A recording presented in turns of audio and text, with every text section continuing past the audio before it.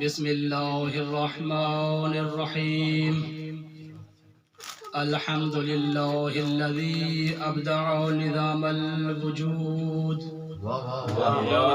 واخترع ماهيات الأشياء بمقتضى الجود وأنشأ بقدرته أنواع الجواهر العقلية وأفاض برحمته محركات الأجرام الفلكية. والصلاة والسلام على الذوات القدسية المنزهة عن القدرات الإنسية، خصوصا على سيدنا ونبينا أبي القاسم محمد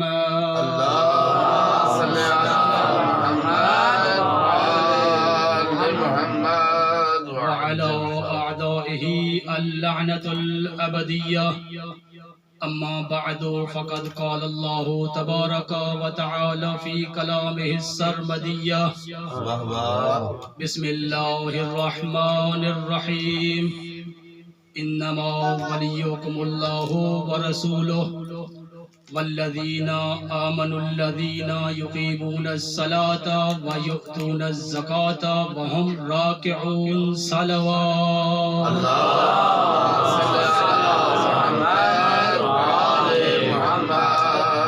سامعین مکرم، حاضرین جشن، سب سے پہلے میں آپ تمام موالیان حیدر قرار کی خدمت میں جنت کے ماحول میں قسیم النار و جنت کی آمد پہ ہدیہ تبریک پیش کرتا ہوں۔ سامعین مکرم، یہ مناسبت کوئی عام مناسبت نہیں ہے، بلکہ یہ خوشیوں کی مناسبت ہے۔ یہ وہ مناسبت ہے جس پہ کائنات کا ذرہ ذرہ خوش ہے۔ چرند خوش ہیں، پرند خوش ہیں، انسان خوش ہیں، حیوان خوش ہیں، جنات خوش ہیں، ملائکہ خوش ہیں، محمد مصطفیٰ خوش ہے، رب ذوالجلال بھی خوش ہے۔ تمام انسان، ان انسانوں میں حلالی اور موالی خوش ہیں، کیوں؟ آج ان کا مولا آ گیا ہے۔ ملائکہ خوش ہیں، جبرائیل خوش ہے، کیوں؟ اس کا استاد آ گیا ہے۔ آج کا دن وہ دن ہے جس میں محمد مصطفیٰ خوش ہے، کیوں؟ اس لیے کہ اس کا ولی آ گیا ہے۔ آج رب دو جہاں خوش ہے، اس کا علی آ گیا ہے۔ زندہ و سلامت رہیں، آباد و شاد رہیں۔ لاکھ لاکھ شکر و امتنان کے بعد، کیونکہ مکتب تشیع وہ مکتب ہے کہ جس کا امتیاز ہے، جس کی خصوصیت ہے، جس کا شرف ہے، جس کی فضیلت ہے، جس کے لیے عظمت ہے کہ پروردگار عالم نے اس مکتب تشیع کو ایک ایسا ہادی عطا کیا، ایک ایسا رہبر عطا کیا، ایک ایسا امام عطا کیا، ایک ایسا ولی عطا کیا جس کی شہادت بھی اللہ کے گھر میں ہے، ولادت بھی اللہ کے گھر میں ہے۔ سلامت رہیں قبلہ، مجھے احساس ہے آپ تھکے ہوئے ہیں۔ یہ امتیاز ہے مکتب تشیع کا کہ ہمیں جو امام ملا ہے اس کی شہادت بھی اللہ کے گھر میں ہے، اس کی ولادت بھی اللہ کے گھر میں ہے۔ اگرچہ دشمن علی نے کوشش کی ہے کہ کسی نہ کسی طریقے سے علی کی اس فضیلت کو چھپایا جائے، علی کی اس فضیلت پہ پردہ ڈالا جائے، میں کہوں گا وہ کیوں یہ سوچ رہا ہے؟ کیوں علی کی اس فضیلت کو چھپانا چاہتا ہے؟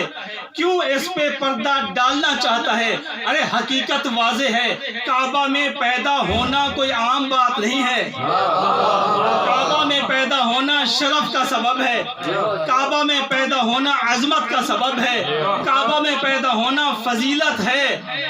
دیکھیے، یہ متعصب، یہ بدبخت، عقیدے کا کمزور جو علی ابن ابی طالب کی فضیلت کو چھپانا چاہتا ہے، اس کی سوچ یہ ہے علی ابن ابی طالب پیدا ہوئے خانہ کعبہ میں، اگر اس نے مان لیا کہ ولادت ہوئی ہے خانہ کعبہ میں، اسے علی کی اس فضیلت کا اقرار کرنا پڑے گا۔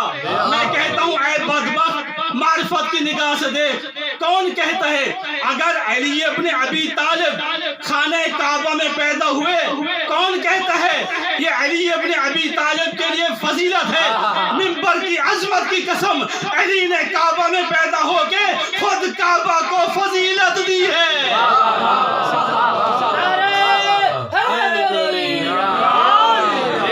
سلامت رہیں قبلہ، عبادت شاہ رہیں۔ علی نے کعبہ میں پیدا ہو کے خود کعبہ کو فضیلت دی ہے۔ کیوں؟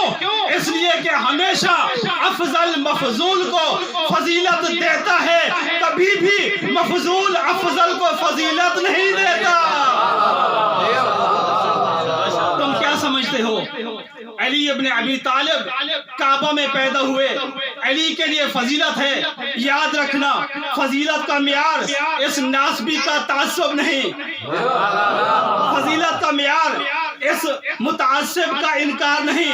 اگر فضیلت کا معیار دیکھنا ہے تو دیکھو کس کو اللہ سے کتنی نسبتیں ہیں۔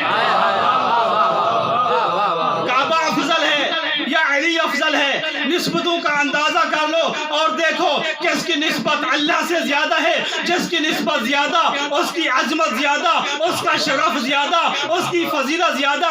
اور میدان میں میں بتاتا ہوں کعبہ افضل ہے کیونکہ اس کی نسبت اللہ کی طرف ہے، لیکن ایک نسبت ہے، یہ ہے بیت اللہ۔ لیکن جس کی فضیلت کا انکار کر رہے ہو اس کی نسبتوں کو دیکھو، کوئی ایک نسبت نہیں، دو نہیں، تین نہیں، بلکہ دیکھو کتنی نسبتیں ہیں۔ علی ابن ابی طالب ہے جو وجہ اللہ ہے، جو عین اللہ ہے، جو لسان اللہ ہے، جو قدرت اللہ ہے، جو ید اللہ ہے، جو اسد اللہ ہے۔ اسد اللہ غالب علی کل غالب۔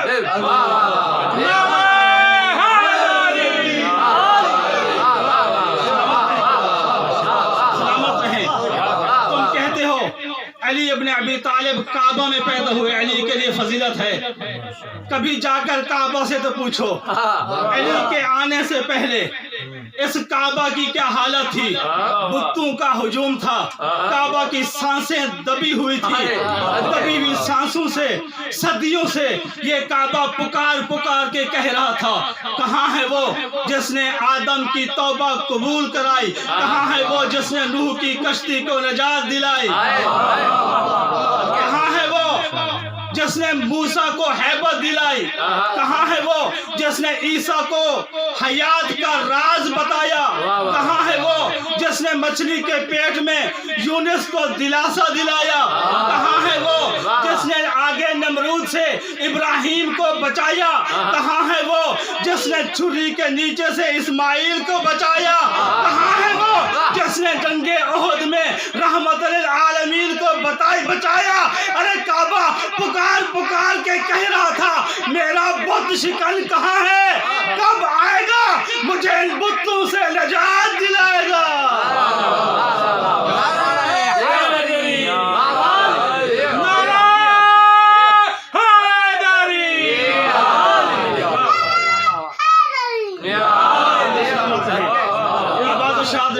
کعبہ تو پکار پکار کے کہہ رہا تھا کہاں ہے وہ میرا بت شکن کہاں ہے؟ کب آئے گا مجھے ان بتوں سے نجات دلائے گا؟ جانتے ہو جب علی ابن ابی طالب کی آمد ہوئی کعبہ نے اپنی عقیدت کا کیسے اظہار کیا؟ کعبہ نے مولا کائنات کا استقبال کرتے ہوئے اور دل کا شکوہ بیان کرتے ہوئے کہا مولا صدیوں کے انتظار کا کیا صلہ دیا ہے، دو جہاں کا سر میری جانب جھکا دیا ہے۔ صدیوں کے انتظار کا کیا صلہ دیا ہے، دو جہاں کا سر میری جانب جھکا دیا ہے۔ 13 رجب علی سے بولا خدا کا گھر قبلہ